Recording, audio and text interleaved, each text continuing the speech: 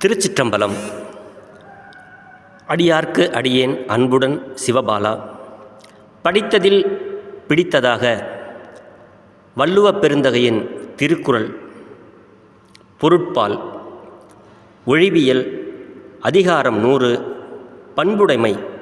பண்புடன் வாழ்வது எப்படி அப்படிங்கிறத வள்ளுவப் பெருந்தகை மிக அழகாக இங்கே விளக்குகிறார். குறள் எண் 992. அன்புடைமை ஆன்ற குடிப்பிறத்தல் இவ்விரண்டும்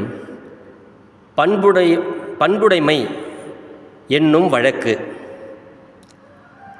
அன்புடையவராக இருத்தல், நல்ல பழக்கங்கள் நிறைந்த சிறந்த குடியில் பிறத்தல் ஆகிய இரண்டும் பண்புடைமை என போற்றப்படும் நன்னெறியாகும்.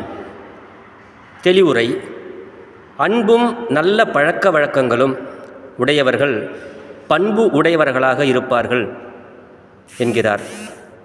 அன்பு, நல்ல பழக்க வழக்கங்கள், பிறர் பொருள் மீது ஆசைப்படுதல், பிறர் உழைப்பில் வாழுதல், பிறர் மனம் நோகாமல் பேசுதல், எல்லோரிடமும் அன்பாக இருத்தல், இப்படி இருந்தால் நமக்கு பண்பு தானாக வரும்.